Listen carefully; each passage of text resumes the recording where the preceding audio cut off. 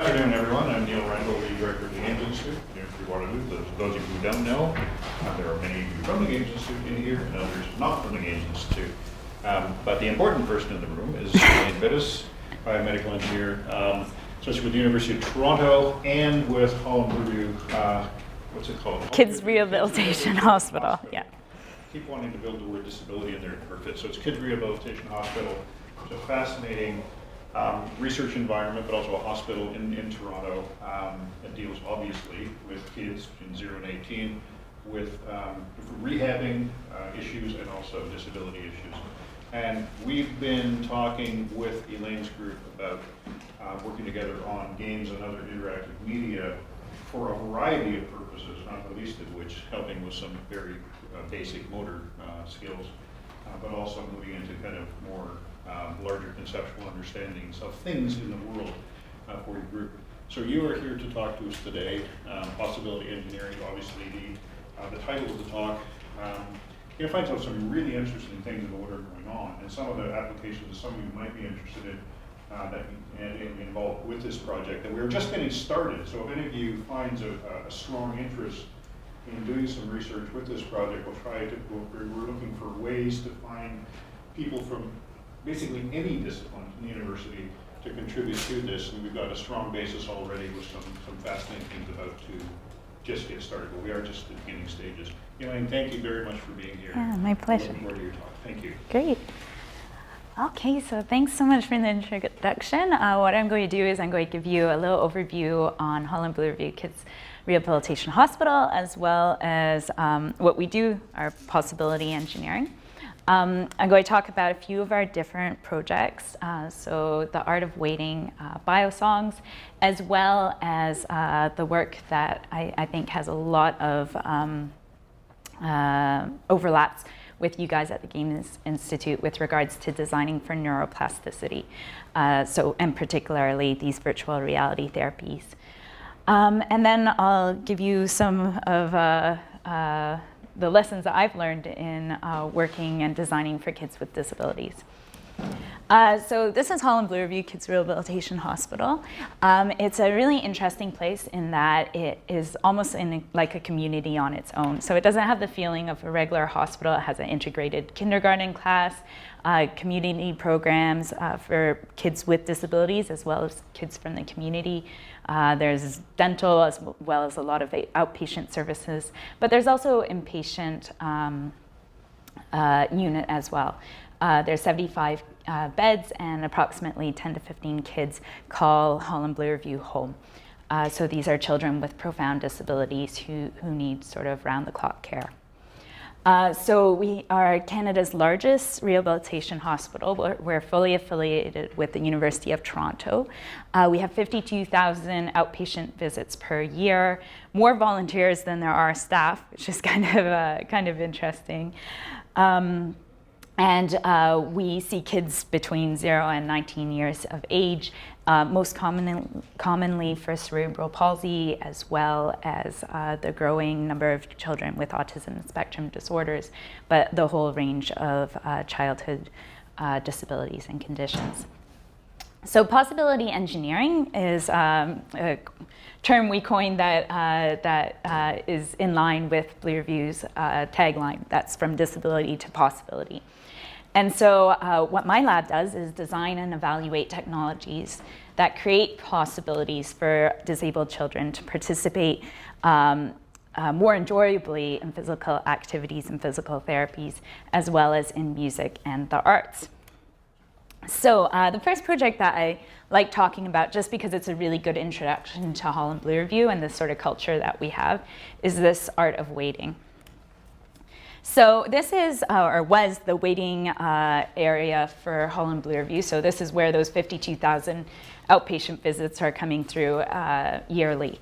So if you can see there, it's a fairly nice, as far as hospital designs goes. There's a nice aquarium, there's comfortable seats, lots of natural light, some plants. But do you notice anything missing from this environment? Keeping in mind this is a children's hospital. This is where they're waiting for appointments. Toys. Yeah, there's no toys. And so we used to have toys and we used to have video games in this waiting space. But research was showing that over 40% of toys that you find in doctors' offices, despite regular cleaning, have traces of viral RNA on them. If it's plush toys, then that goes up to 90%.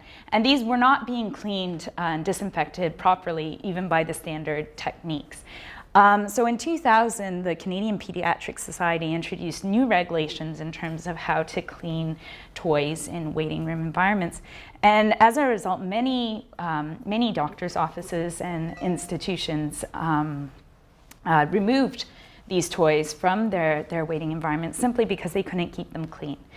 And particularly for our kids who may be especially susceptible to certain common viruses, common colds, which can have very serious implications, this was a major concern. So the toys got removed. Another problem with the toys is that, you know, they were kept in a toy chest on the floor, but of course if you're in a wheelchair, you're not able to access those toys very easily.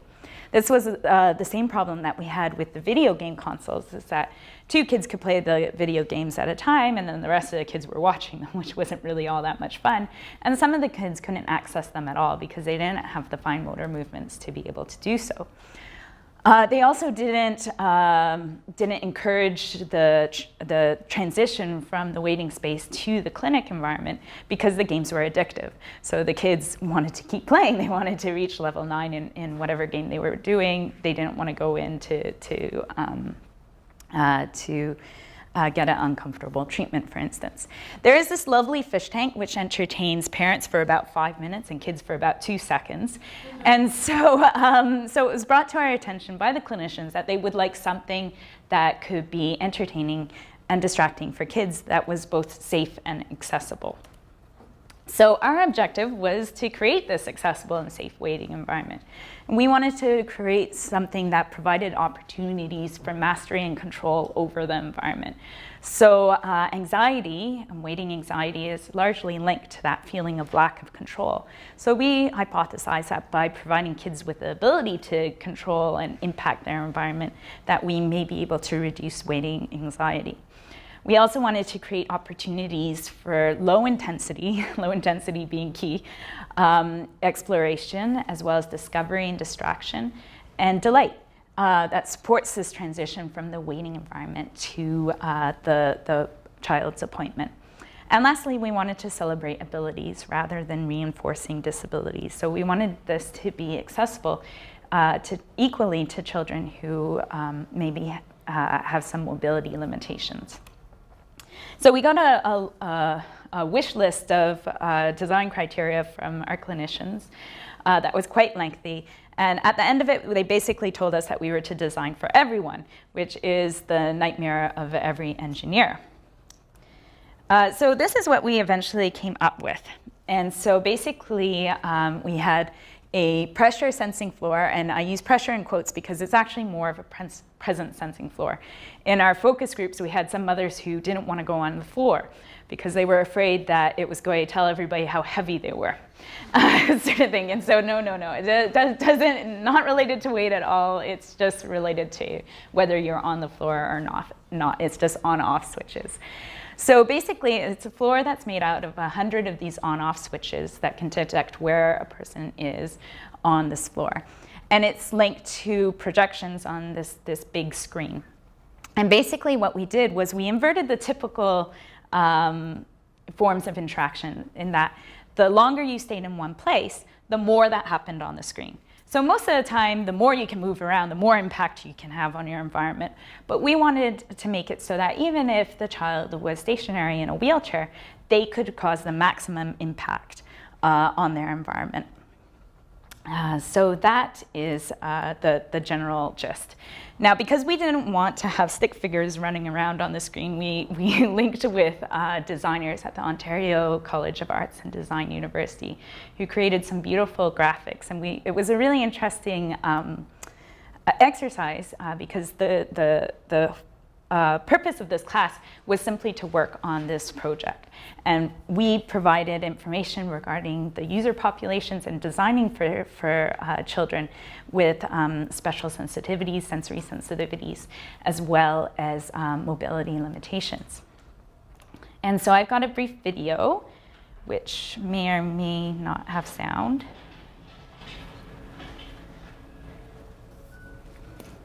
Screenplay was designed to transform the clinic waiting space into a place of delight and exploration.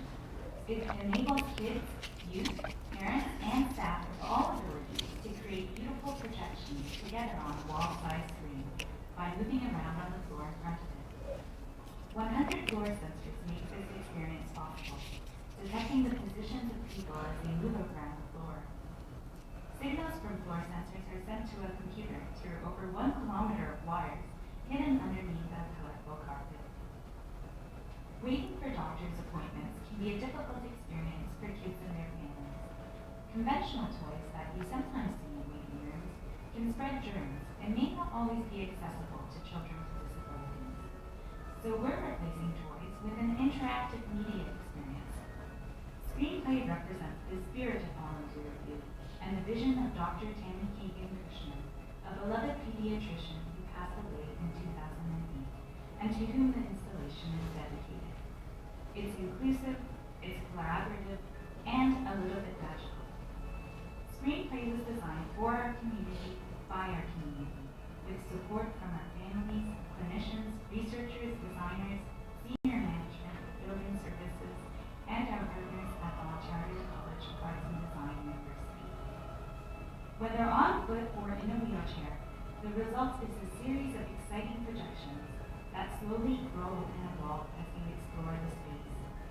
Now waiting families can build a garden or grow a tree in an environment that celebrates abilities, community, and well-being.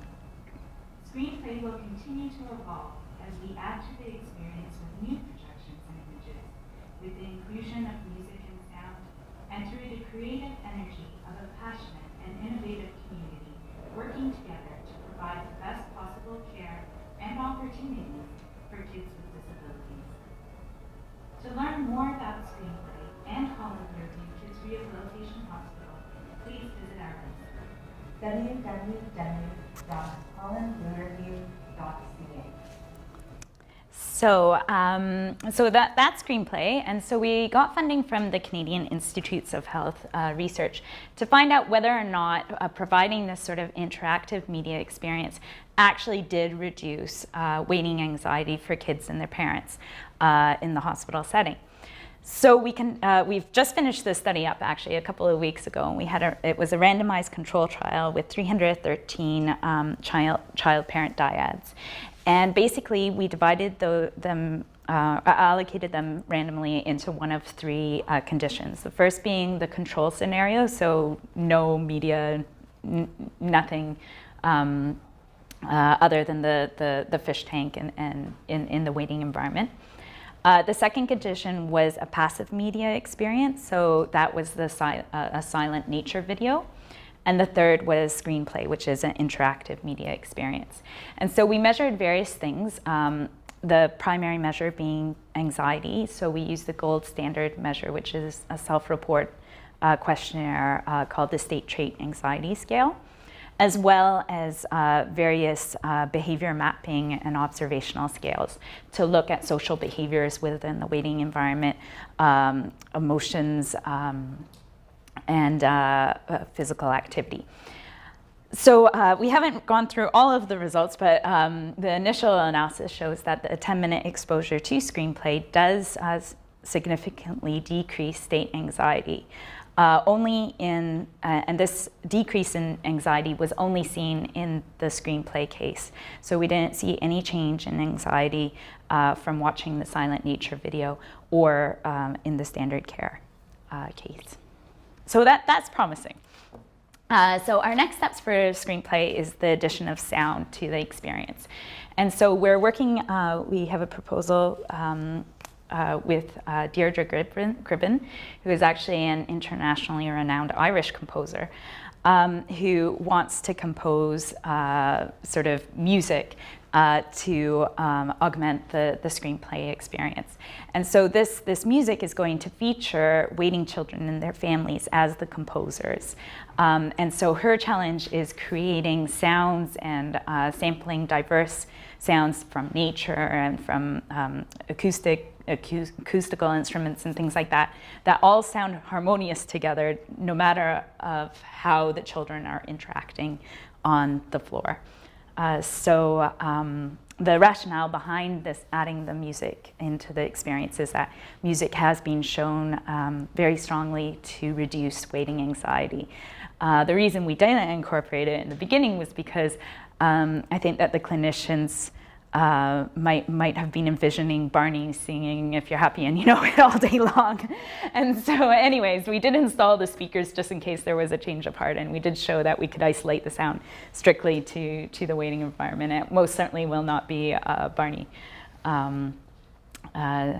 singing "If You're Happy and You Know It." So the significance of this project was really that we addressed this practical clinical need that was identified by our clinical collaborators.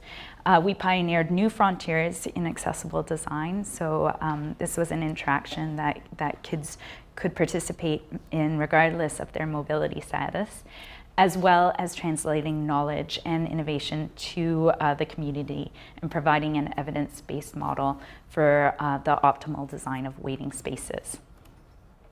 So the next topic or project that I'd like to talk about is called the Biosongs project.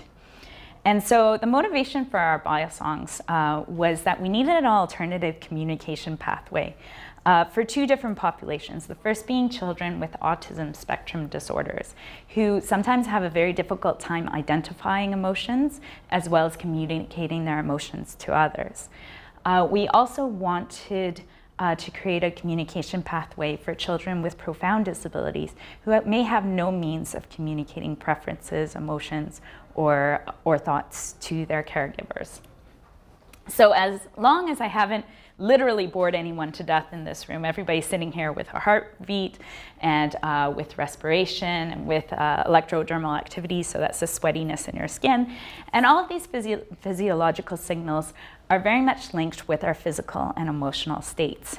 However, it's extremely challenging to analyze these signals, particularly when you're looking at multiple real-time streaming lines of data all at the same time, which is where the wealth of information comes when you're trying to detect complicated things like emotions and distinguish them from things like physical activity, for instance.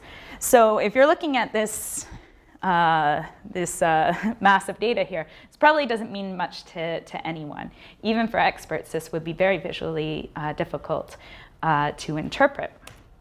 So our idea was, what if we took these physiological signals and we mapped them onto musical elements, and we projected them on audio sonified sort of mapping of these physiological signals. So to do this, we took features related to the heart rate, mapped them onto the tempo of the beat of the music. Respiration was linked with phrasing. Electrodermal activity drove the melody of the music, and skin temperature was linked with key changes.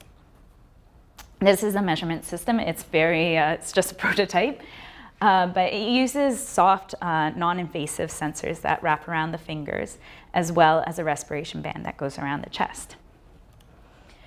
So we asked the question, how well can we interpret emotions from biosongs? And particularly, we were interested in anxiety.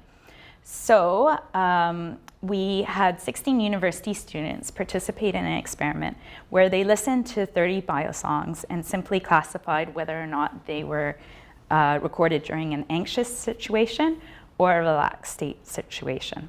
The biosongs were created from physiological signals collected from children who were either watching the March of the Penguins for the relaxed state or doing various tests where they were told that if they performed better, they would receive more candy.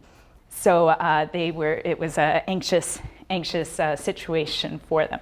5 of the 15 children involved in this study had autism spectrum disorders. So I'm going to play the 2 songs for you now, and you guys can all be research participants and guess which one is the anxious state and which one is the relaxed state. So this is the first song.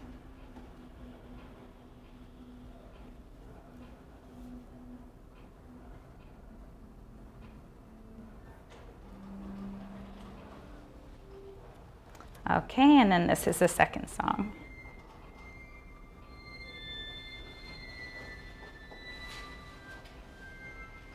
Okay, so who thinks that the first song is the anxious state song? Okay, relaxed state song? Okay, so this is what we found, was that it was very intuitive which song was which. And I've given you no training. You have probably very limited experience with physiological signals, but you can now very easily tell me whether you've now made a very complicated sort of pattern. You've done the complicated pattern recognition algorithm in your head just listening to the music. So this is what we found when we did the performance testing. We found that overall the accuracy of identifying these songs or the anxiety states from the songs was 84%.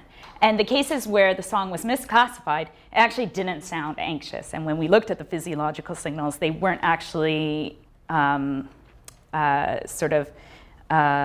they weren't exhibiting what we would typically expect to see in an anxious scenario. And it only took about 12 seconds. You only needed to listen to the song for about 12 seconds in order to come to the conclusion of whether you felt that the child was in an anxious or relaxed state, and with no contextual information whatsoever. So the next application that we had for these biosongs was in a study we called The Songs of Those Said to Be Silent. And what we wanted to know was if we provided caregivers with the ability to hear children's biosongs, and these are children who have profound disabilities who don't necessarily have a way of interacting with caregivers, whether or not it could enrich their interpersonal interactions between the caregivers and the silent children. So again, these individuals are really unable to communicate thoughts, feelings, and preferences in any way. So they're not able to speak. They don't have any motor movements. And in terms of caring for these children, it can be extremely challenging. We don't really always know their cognitive functioning, simply because they have no way of communicating this to us. Despite this, they are extremely valued and cherished members of the family as well as Holland Blue Review's community. But it is very complex developing relationships with silent persons simply because 2 fundamental aspects of sort of human interaction are not there, and that's reciprocity, where there's that mutual influence on individuals' actions, each other's actions, as well as this idea of co-presence, so the subjective experience of being together. So the greatest challenge that's sort of reported by caregivers of these children is the frustration and uncertainty of not knowing what the silent person is thinking or feeling. So this study took place in the Complex Continuing Care Unit at Holland Blue Review. So this is the unit where children, that the children call home. So three children participated in the study, as well as 7 caregivers. And so these were members of their families, as well as nurses, therapeutic recreationalists, and artists. And basically, we exposed the caregivers to 4 sessions where they could listen to the biosongs of the children. And these were followed by interviews to gain some insight into their perspectives and reactions to the biosongs. So 7 of the 8 caregivers did feel that the biomusic could have a significant positive effect on their interactions and relationships with the children, and would continue to choose to use the system. They felt that it had heightened reciprocity as well as co-presence, as indicated by a few of these quotes which I've pulled out. So one caregiver noted that it's almost like she was trying to relate to you through her music, to us. And another father said, when I was at the door, the sound was softer. When I was beside him, it was longer and louder. I am not clear, but I think that the child knows that there is a presence of a loved one. And so this is that idea of reciprocity, the feeling that their being there was affecting the child. In terms of co-presence, here's a couple of quotes. We still love her, care about her, advocate for her. I think this will make us even more connected with this music. I think there'll be more connection. It tells me that, you know, she's still there, she's still connected. And another quote, the sound represents his character. The sound keeps on, it feels like my son still exists. For me, the song represents his heartbeat. So these were very meaningful results from us. That being said, there's still a load of future work to be done on this project. So first of all, in terms of the interpretation of the biosongs. So we showed that we could detect anxiety, but that's not to say that we could distinguish anxiety, which is a negative state, from excitement, which is a positive state. One thing that I think is really interesting is whether or not if we provided these biosongs in a more continuous or constant manner to caregivers, whether or not they could learn to interpret them much in the same way as you learn to interpret a language. And so I think that's an interesting area for study. There's also the idea of feedback loops. So if I'm listening to my biosongs, how does that affect my biosongs, my physiological state? The quality of the biomusic needs to be improved. The one caregiver who didn't think it would be useful just could not stand the sound sort of thing. It was just not aesthetically appealing. Sensor development, you don't realize how small kids' hands are until you try to attach adult-sized sensors onto them. For the children, the silent children in this study, movements weren't necessarily a big problem in terms of the motion artifacts, but if they had any spasms or when the caregivers were caring for them, movement of the sensors can disrupt the signal. So that was a technological issue. There's the idea of sort of individual specific biomusic. So we all have different sort of physiological manifestations of emotions. And so the algorithms should really be individualized as opposed to built on general rules. And more algorithms that merge contextual as well as physiological data, I think, are needed if we're really to identify a broad range of different emotions. So in terms of possible applications, so we've seen some possibilities in terms of a communication pathway. It may be even possible to teach children cause and effect using biosongs. So if you imagine for children with profound disabilities, they may have never had the opportunity to learn cause and effect simply because they have no way of affecting an effect on their environment. Maybe in listening to the songs and realizing that they're connected to themselves and changing aspects of their what they're thinking and feeling, they might be able to see that that does impact the music. In terms of monitoring for autistic children in pre-surgical instances. And so the biosongs gives the ability to, instead of being an alarm state, anxious, not anxious, anxious, it gives you the ability to sort of see trends, see when the child is becoming anxious so that you can potentially mitigate or respond to that prior to an event. As well as for biofeedback and self-monitoring, so learning how to control your own anxiety states and things like that. Another possible area is for data visualization and interpretation. So as you saw, it was very easy for you all to interpret using the auditory pathway in the sonified form. Whereas if I had just presented you with a bunch of raw signals, that would have been a difficult task to do.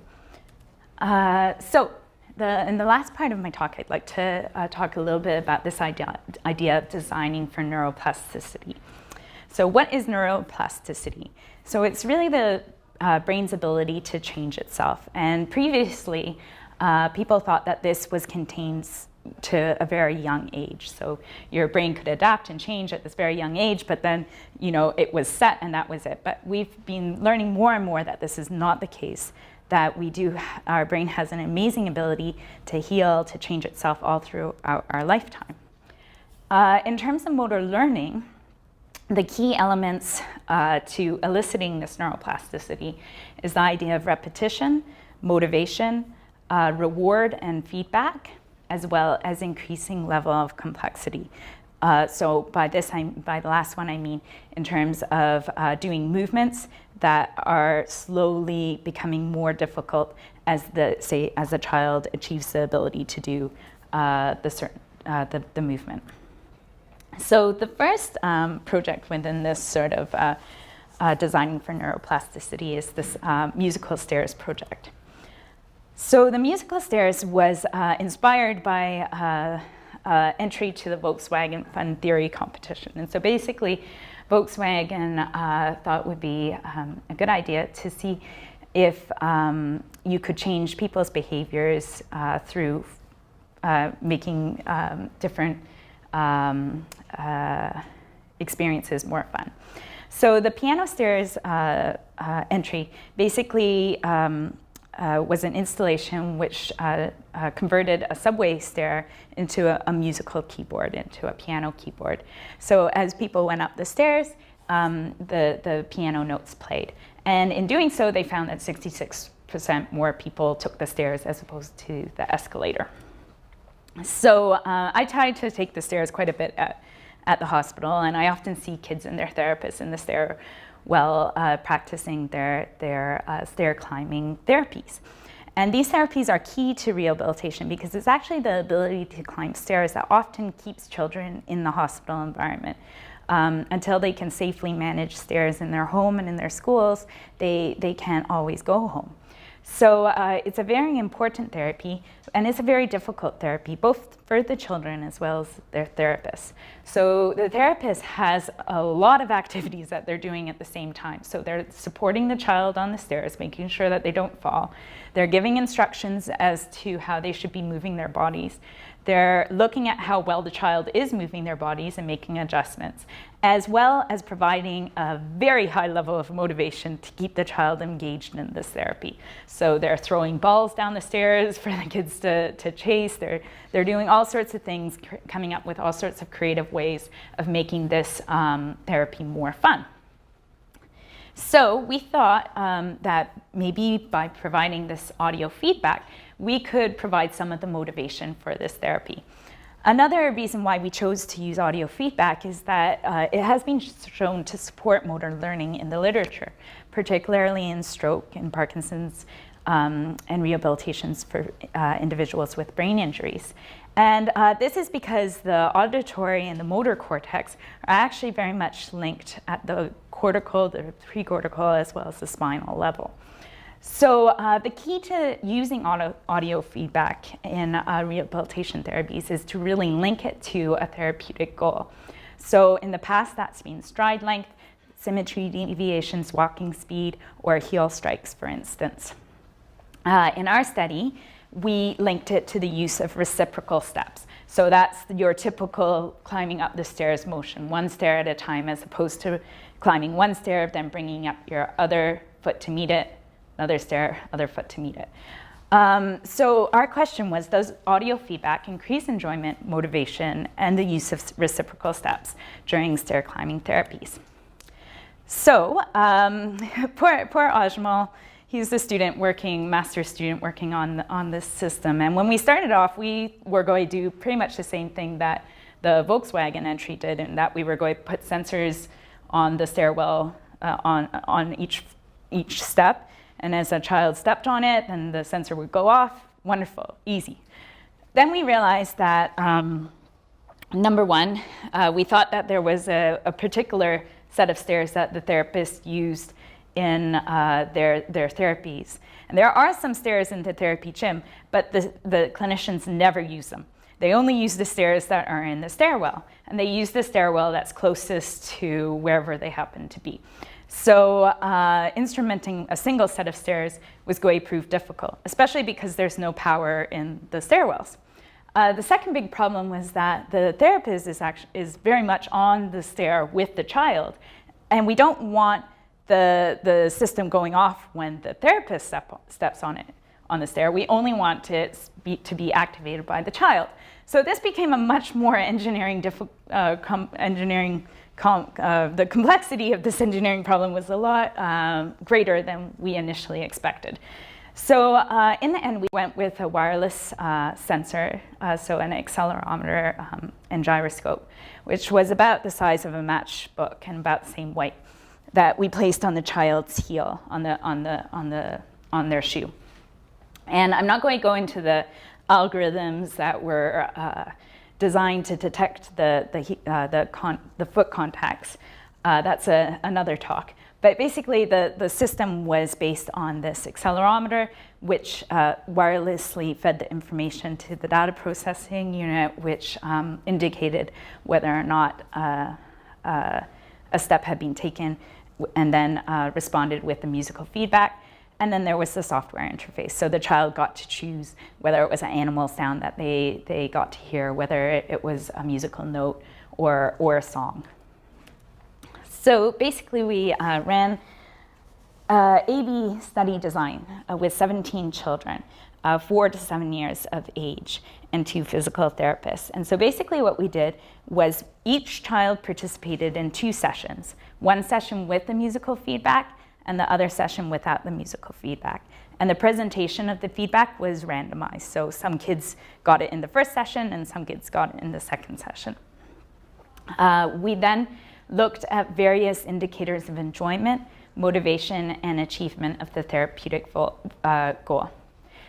We had the child report on their experience, as well as a therapist, as well as a blinded observer. And so we attached the sensors in both cases, whether or not the kids were going to get the audio feedback or not, so that when a physical therapist who was reviewing the videos, the muted videos of the sessions, they couldn't tell whether it was a session with audio feedback or a session without audio feedback. So they were blinded to the intervention. So we had a large range of abilities and kids in this study. So kids with GMFCS level, so that's a gross motor function classification system, level 1, they have a fairly typical gait, some difficulty climbing stairs, but are fairly mobile. Kids with level 3 would require walkers, so they'd have a great level of difficulty climbing the stairs. And so this was particularly difficult for the algorithm development because the children were so different. So in terms of the efficacy, we did find that 88% of the children did achieve more reciprocal steps when they were exposed to this musical feedback than when they weren't. So it was showing to help them improve the repetition of this task. And all reports, so the child, the therapist, and the blinded observer, indicated increased levels of enjoyment as well as motivation for the kids.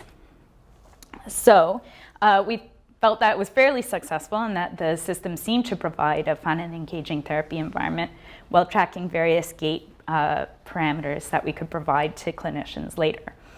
It has a potential to improve motor learning by, again, going back to these 4 key concepts: increasing the repetition of the task, enhancing the motivation and the reward for the child, providing that immediate audio feedback that was in line with the therapeutic goal, as well as enabling therapists to better track progress and adjust the difficulty of the therapy session based on the child's performance. However, we obviously need longer-term studies to see whether there's any impact on functional outcomes or how quickly therapies are accomplished. This could just be sort of a novel system that the kids found fun for 1 or 2 sessions, but it wouldn't it wouldn't keep their interest. We don't know for sure. So now in the last few minutes, I'm going to talk about some of the work we've been doing in virtual reality therapies. So we've been working towards creating a virtual reality therapy platform for children with cerebral palsy. So this is one of the most common conditions affecting children. 1 in 400 children born have cerebral palsy. And it's not really known the cause of this condition, but it children exhibit weakness and stiffness of their limbs that affects their ability to move and maintain balance. And when only one side of the body is affected, not the other, then it's called hemiplegia. So in terms of management, there are some surgical and pharmaceutical techniques that are used, but predominantly it comes to physical and occupational therapies. So virtual reality therapy allows the user to interact in a simulated environment and receive real-time feedback on their progress. And it's becoming more and more interesting for therapists to use virtual reality therapy tools. So part of this is because of advancements in motion capture. So previously it was very difficult, it was very expensive to be able to capture human movement. Now you can buy a $150 Kinect and you can have a fairly decent idea and build systems for motion capture. So in terms of the rationale for virtual reality therapy, it has a lot of potential for home-based therapies because it is relatively low cost. A lot of the kids already have equipment that they might need already in the home. I think the stat was about 83% of American youth have a video game console in their bedroom. It can be used all season, so it doesn't matter if it's cold outside. It doesn't matter if parents aren't available to drive them to a centralized particular location to participate in the therapy. It is often self-directed, so kids usually often enjoy playing video games, and screen time is highly valued by children. So as opposed to battling that activity or the enjoyment for that activity, maybe we can use that to increase their function and possibly quality of life. So again, going back to this principle of neuroplasticity, and as the quote down there says, repetition is the mother of all learning, so I keep repeating it. So practice induced brain changes results from the repetition of a particular activity or motion.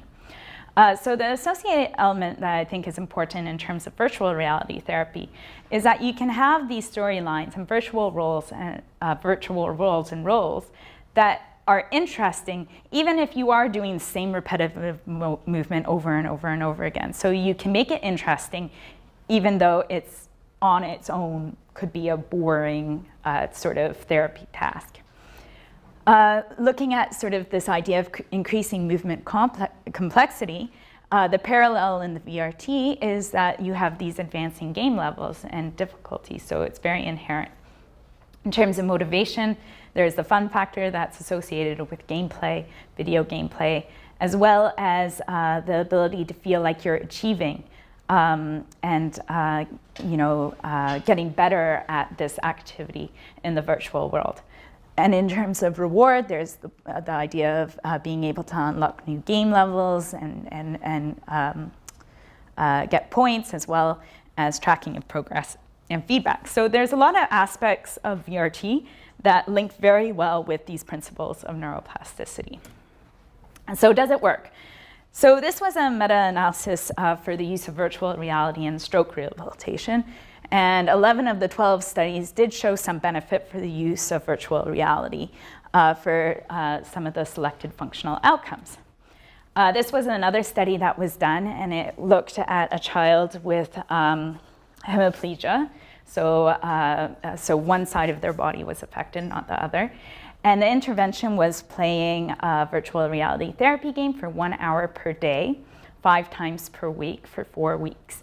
And as a result, in the imaging, I don't have a pointer, but there were changes in the cognitive mapping of the brain. And basically, your motor movements in the typical brain, motor movements, if you move your left hand, that's controlled by the right side of your brain, right? In the hemiplegic brain, often what we see is activations of both sides of the brain that's related to, say, movement of the left hand.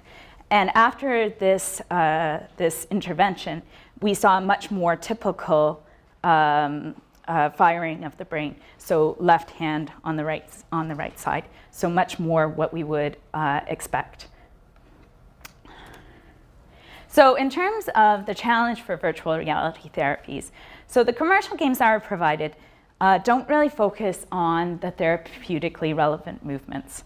And I'll provide an example for this in a second. They don't allow for much in the way of customization, so you can't really adjust the speed for children who may not be able to move as quickly as typically developing children. Difficulty levels might be too high for some of the children who'd like to participate in the activity, and as well, it doesn't allow us to specify handedness. They also do not provide the appropriate feedback for tracking progress. So they may provide points, but the points aren't necessarily linked to the number of different movements that are achieved in the game. So therapeutically, it's not providing feedback that would be useful to clinicians. But they are fun.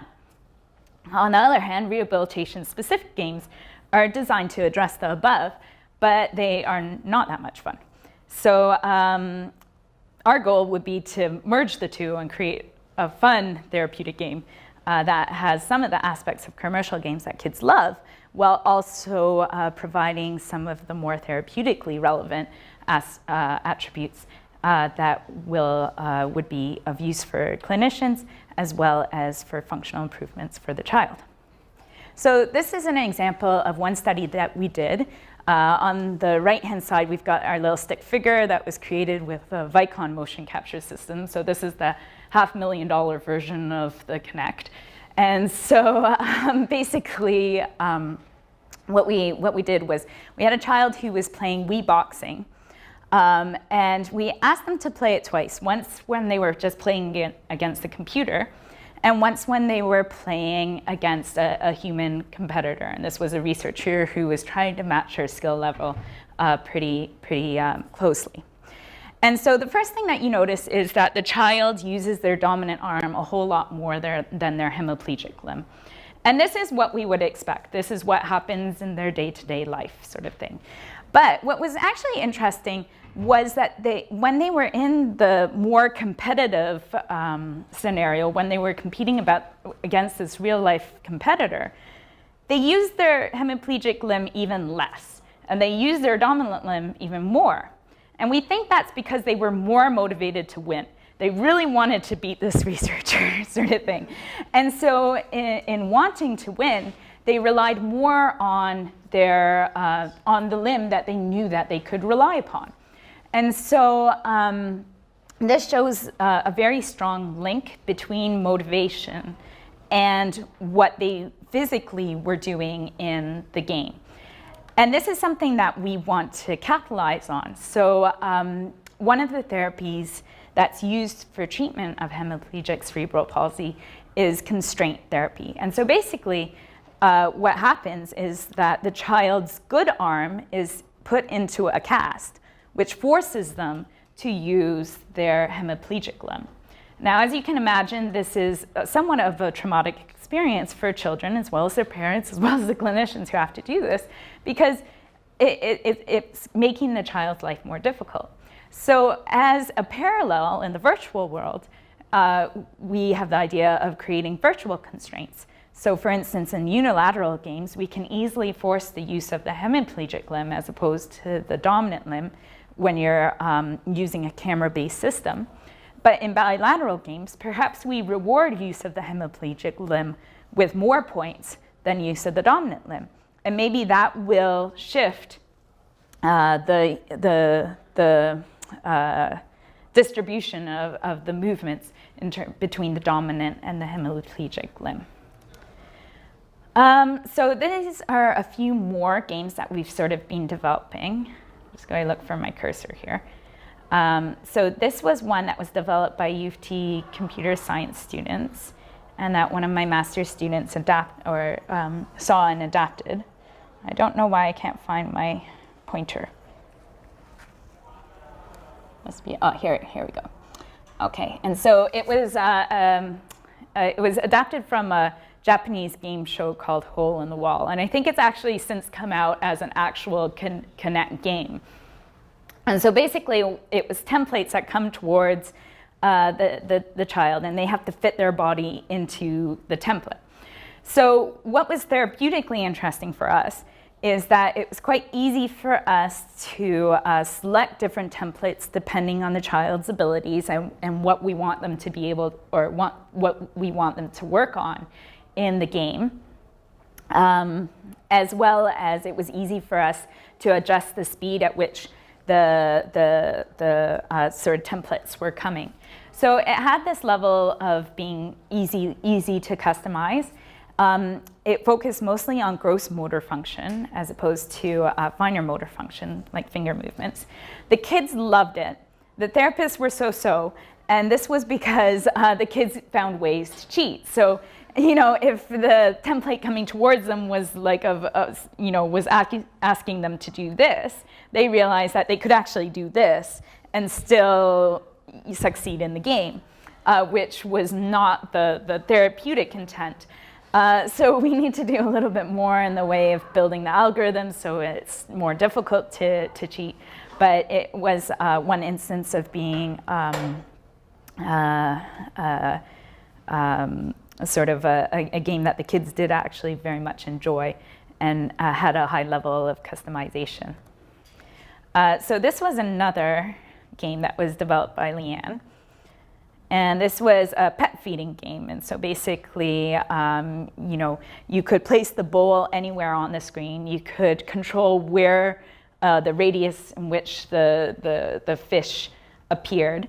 It also had the added interest of being able to see yourself perform the game. And the kids really like this. And there's also some evidence from a motor learning perspective that's helpful to be able to visualize and see yourself doing tasks. That's probably why there's always mirrors and ballet studios and places like that.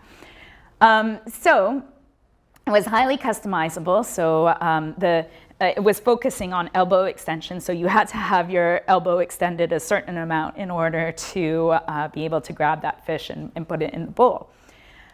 So it was highly therapeutically relevant, and we could definitely customize it. It was very difficult to cheat. You couldn't really cheat in this game. So the therapists love it, and they actually use it in their therapies. But the kids were like, okay, well, maybe this is better than some other activities I could be doing, but I don't really see them playing it in the home environment. So that was a challenge with this game. So this is another game that we've sort of, not game that we've developed, but more of an interface that we've developed. So this was developed by Ajmal, and it basically is using a leap motion camera. So it's a similar sort of motion grabbing technology that's more focused in on finer motor movements.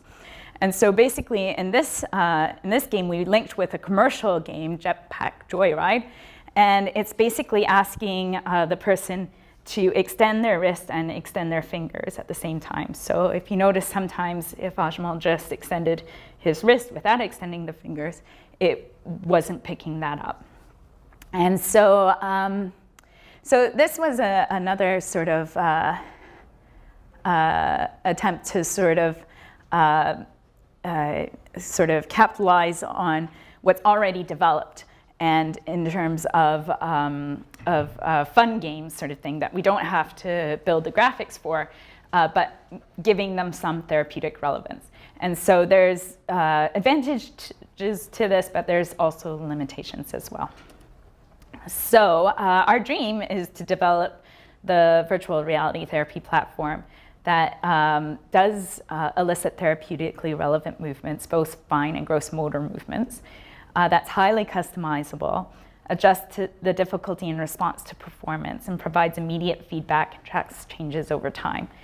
But very much so, we're interested in developing fun, interactive experiences. And so providing variety in the games, adding narratives and plot lines, definitely addressing the idea of online and social play as well as skills matching. And then we would like to evaluate these in terms of their ability to elicit neuroplasticity. So in conclusion, the lessons I've learned in this and the success of possibility engineering really hinges on the integration with clinical care. So we're really, myself as an engineer, I'm trying to avoid this cartoon on the right-hand side, which is also common, of creating these innovative solutions, which are really not well matched with the clinical problems. So we work very, very closely with our clinicians to develop designs that address the actual problems and the actual challenges that they and the children encounter. Working on interdisciplinary teams is absolutely essential for the design of optimal solutions, as well as the involvement of both patients and families right from the outset of the designs through to the evaluation. And so that's it. That's all I have. I'm just acknowledging a few of our funders, and I'm happy to take any questions. Thank you.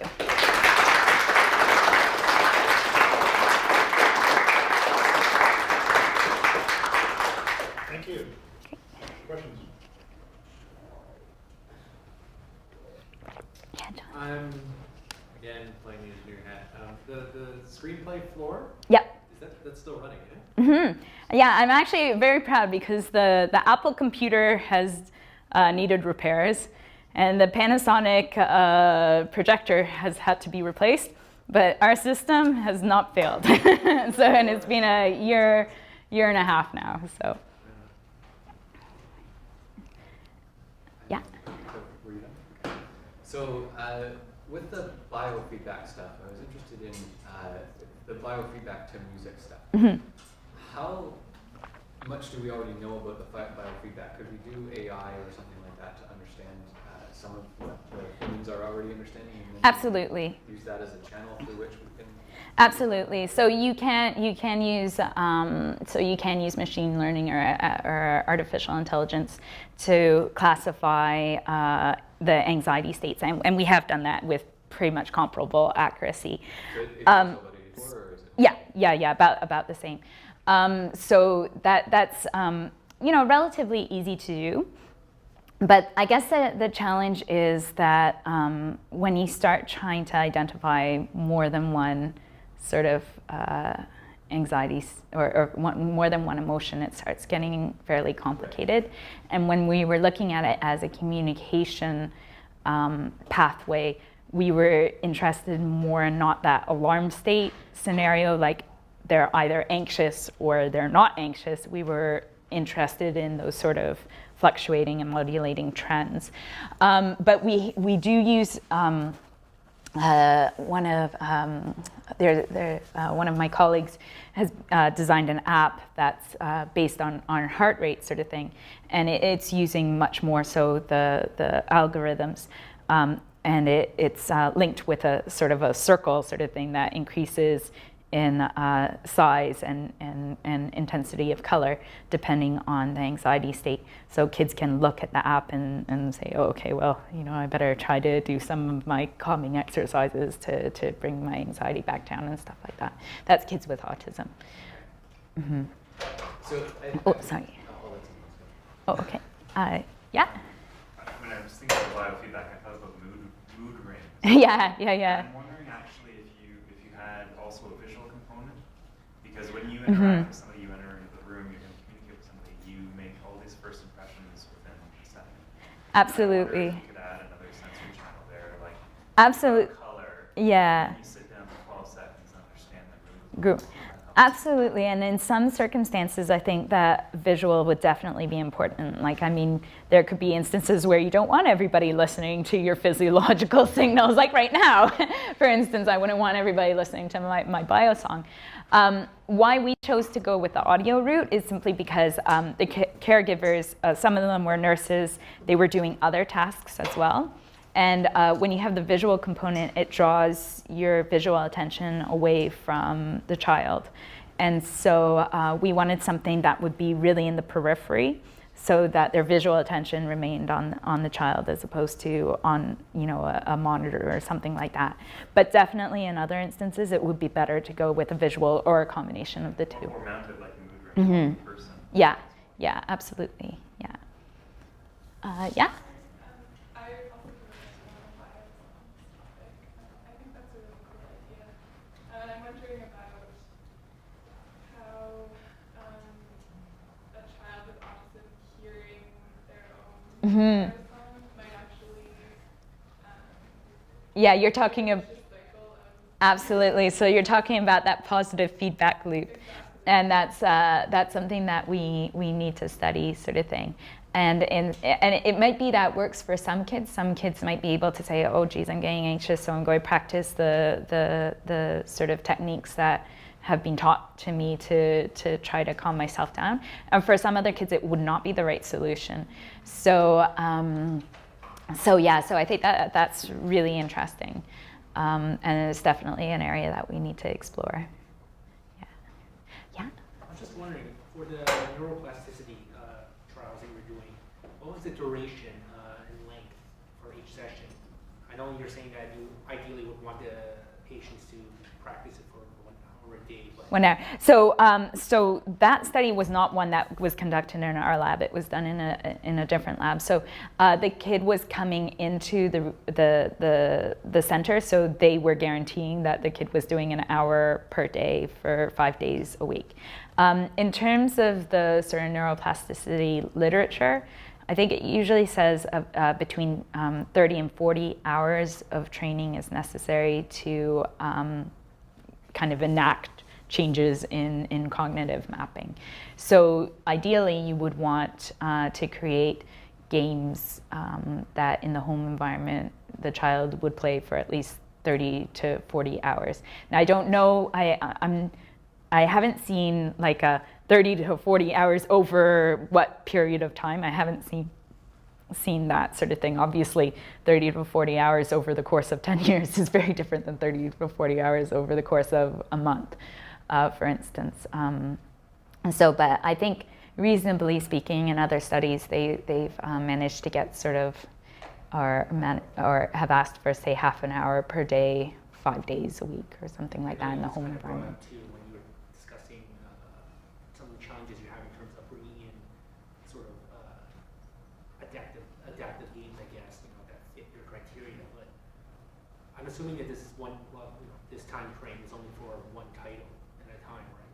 So it gives the child time to sort of adjust and sort of get used to the rules or the mechanics of the game. Yeah, I think that's a problem with a lot of the sort of clinical trials that have gone on, is that they've provided, sort of one game for the kid to play, and the kid gets bored of it, sort of thing. So their adherence to the sort of gameplay prescription goes down as the study goes.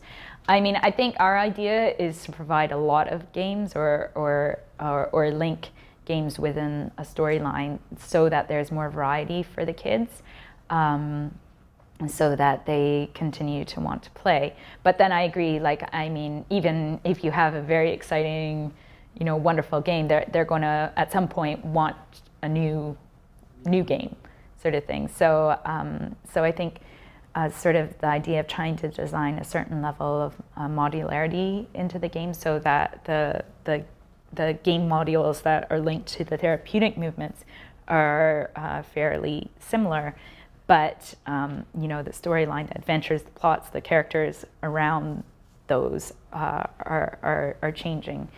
Could be one way of addressing that. Because I was thinking too, as well, as to what's currently on the market for all these brain improvements or games, or it's just a series of mini games. Or Exactly. It's always these mini games as opposed to sort of like something with any sort of narrative or plot line. Elaine has participated in driving to Toronto games, which often results in the use of the dominant finger unaware. So thank you very, very much for the talk. Oh, no visit. problem. It's It great. was wonderful, and I look forward to seeing you more, hearing Yeah. more talks, and also working with you in the future. Absolutely. Thank you, Elaine. Thank you.